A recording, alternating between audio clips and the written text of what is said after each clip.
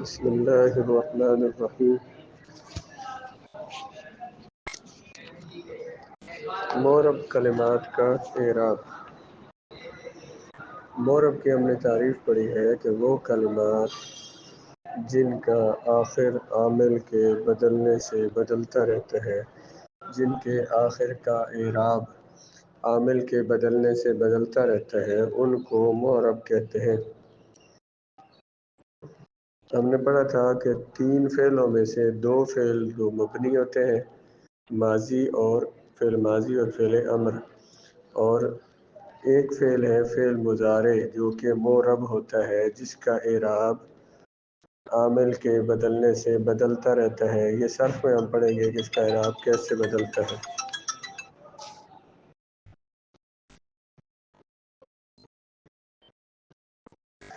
اور سب سے پہلے مورب تو ہے فعل مضارع۔ اسموں میں جو مورب ہوتا ہے وہ اسم مفرد صحیح ہے، جاری مجرا صحیح ہے، جمع مکسر ہے، اور یہ 12 قسمیں بیان کی گئی ہیں۔ ان کی ہم ایک ایک کا نام اور تفصیل اس کی پڑھیں گے۔ اس میں مورب کا اعراب پیچھے ہم پڑھ چکے ہیں، تو اعراب کی 2 قسمیں ہیں۔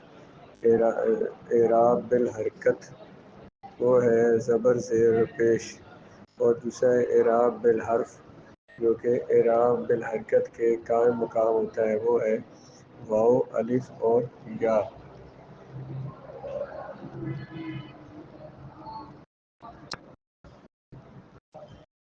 واو، الف اور یا۔ تو اعراب جب 2 قسم کا ہے، اعراب بالحرکت اور اعراب بالحرف، وہ اسم جن کا اعراب بالحرکت ہوتا ہے، حرکت کے ساتھ آتا ہے، ان میں سب سے پہلا اسم ہے اسم مفرد صحیح۔ اسم کی پہچان ہم نے پڑھ لی ہے پیچھے، اسم کی علامتیں جس کے شروع میں الف لام آ سکے، جس کے آخر میں تنوین آئی ہو، جو مضاف بن سکے، جو موصوف ہو، جو تثنیہ ہو، جو جمع ہو، تو وہ سارے اسم ہوتے ہیں۔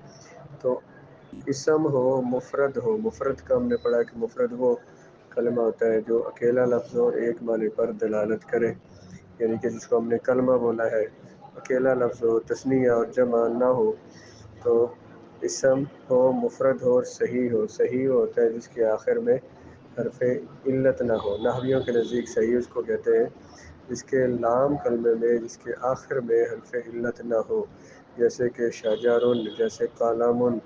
اب قلم اسم ہے کیونکہ اسم کی علامت اس میں پائی جا رہی ہے، تنوین اس کے آخر میں، مفرد ہے، واحد ہے، تثنیہ جمع نہیں ہے، اور صحیح ہے کہ اس کے آخر میں حرف علت نہیں ہے۔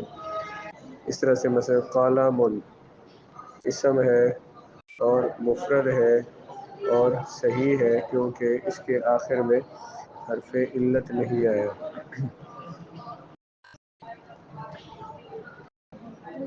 اسی طرح ایک اسم بیان کیا ہے جاری مجرا صحیح۔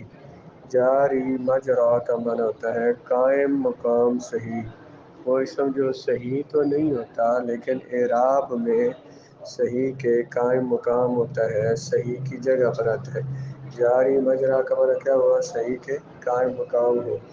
یہ وہ اسم ہوتا ہے جس کے آخر میں واو یا یا ہو اور اس واو یا کا ما قبل ساکن ہو۔ جیسے ہم کہتے ہیں، جیسے لفظ دلبن ڈول کو کہتے ہیں، زابی جو ہرن کو بولتے ہیں۔ اب اس میں یا ہے اور واو ہے اور ان کا ما قبل ساکن ہے، اس اسم کو کہتے ہیں، یہ صحیح تو نہیں ہے لیکن صحیح کے قائم مقام ہے، جاری مجرا صحیح کہتے ہیں۔ اس کو صحیح اس لیے کہتے ہیں کہ یہ اعراب میں اسم مفرد صحیح کی طرح ہوتا ہے۔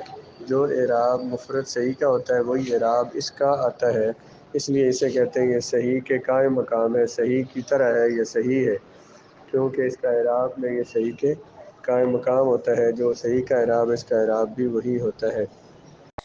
اس کے بعد تیسرا اسم بیان کیا جمع مکسر۔ وہ جمع ہوتی ہے جس کی تعریف پیچھے پڑ چکے ہیں، وہ جمع جو واحد سے، اس میں واحد سے جمع بناتے ہوئے واحد کا وزن، واحد کے حروف کی ترتیب اور ان کی بنا سلامت نہ رہے، بلکہ واحد کے حروف کی ترتیب یا ان کا اعراب، ان کا وزن ٹوٹ جائے، اس کو بولتے ہیں جمع مکسر۔ اب ان کا اعراب بیان کیا ہے۔ اعراب میں مثالیں دی ہے۔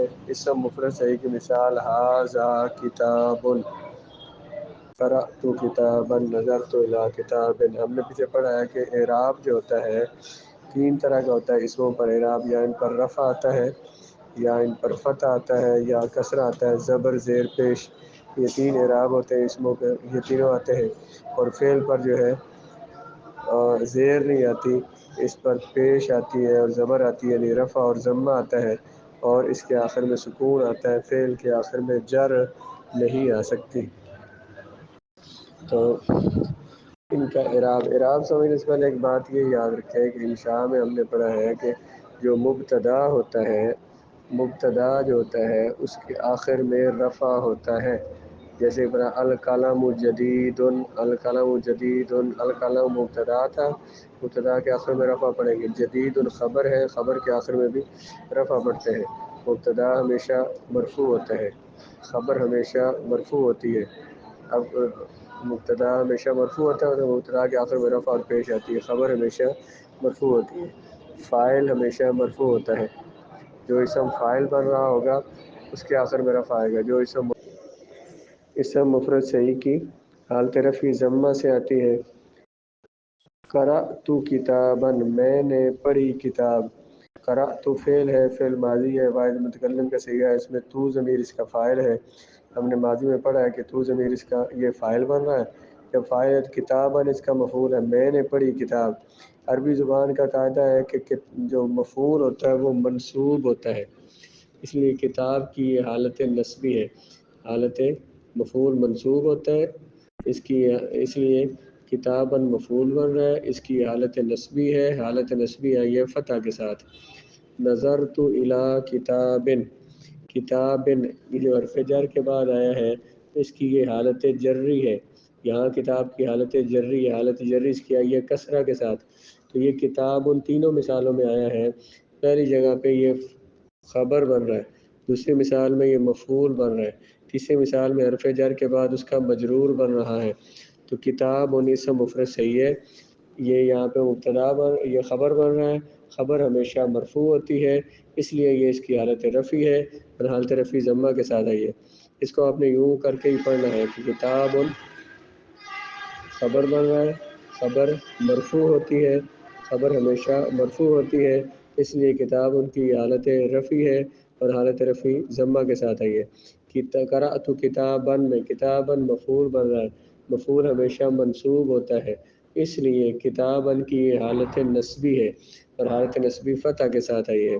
نظرت الی کتاب، کتاب اس میں اسم مفرد صحیح ہے، یہ اس کی حالت جری ہے کیونکہ یہ حرف جر کے بعد آیا، حرف جر کے بعد ہے اس کی حالت جری ہے اور حالت جری اس کی کسرہ کے ساتھ آتی ہے۔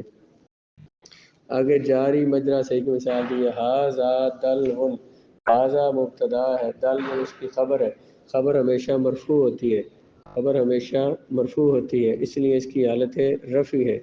دلون کی حالت رفع، حالت رفع کیسے آئی ہے؟ ضمہ کے ساتھ۔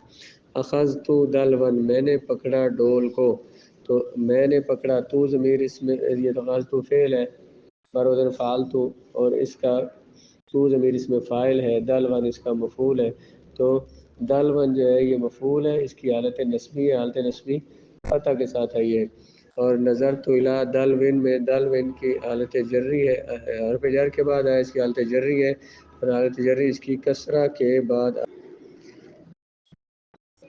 دلون کی حالت جری ہے اور حالت جری کسرہ کے ساتھ آئی ہے۔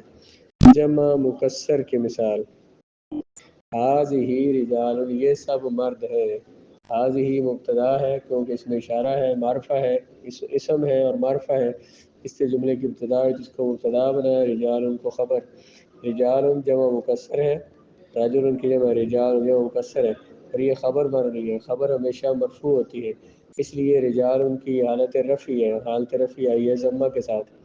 رجال اسم ہے، جمع مکسر ہے اور یہاں پہ خبر بن رہا ہے، خبر ہمیشہ مرفوع ہوتی ہے، اس لیے اس کی حالت رفع ہے، حالت رفع ضمہ کے ساتھ آئی ہے۔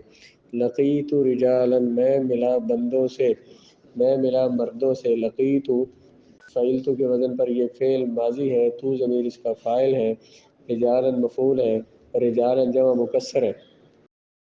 رجال جو مکسر ہے، اس کی یہاں مفعول بن رہا ہے، مفعول منصوب ہوتا ہے، اس لیے اس کی حالت نسبی ہے، اور حالت نسبی فتح کے ساتھ آئی ہے۔ نظر تو الی رجال، رجال حرف جر کے بعد آیا ہے، جو مکسر ہے حرف جر کے بعد آیا ہے تو مجرور ہے، اس کی حالت جری کسرہ کے ساتھ آئی ہے۔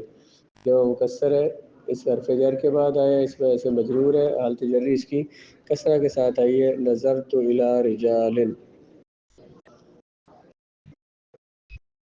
اس میں یہ بات سمجھنے والی ہوتی ہے زیادہ کہ یہ حالت رفعی کس کو کہیں گے، حالت نصبی کس کو کہیں گے، حالت جری کس کو کہیں گے۔ تو آج ہم نے صرف یہ پڑھا کہ مرفوع کون کون ہوتا ہے، مثالیں کیوں نہیں کہیں، مبتدا جو بن رہا ہوگا وہ مرفوع ہوگا، اس کے آخر میں رفع آتا ہے، جو خبر ہوتی ہے وہ مرفوع ہوتی ہے، اس کے آخر میں رفع آتا ہے، فاعل کے آخر میں رفع آتا ہے۔ تو جب فاعل کے آخر میں رفع آتا ہے تو ہم کہتے ہیں کہ فاعل مرفوع ہوتا ہے، خبر کے آخر میں رفع آتا ہے تو کہتے ہیں خبر مرفوع ہوتی ہے، مبتدا کے آخر میں ہمیشہ رفع آتا ہے اس لیے بولتے ہیں خبر ہمیشہ مرفوع ہوتی ہے۔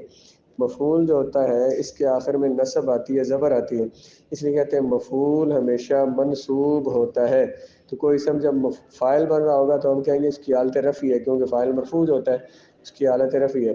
جب مفعول بن رہا ہوگا تو ہم کہیں گے اس کی حالت نصبی ہے، کیونکہ وہ مفعول منصوب ہوتا ہے اس لیے حالت نصبی ہے۔ حرف جر کے بعد آئے گا تو ہم یہ کہیں گے کہ اس کی حالت جری ہے، کیونکہ حرف جر کے بعد آئے تو وہ مجرور ہوتا ہے۔ تو یہ حالت رفعی، نصبی اور جری کا کچھ مختصر سی اس کی تعریفیں اور اس کو سمجھانے کی کوشش کی ہے، اس کو سمجھیے گا۔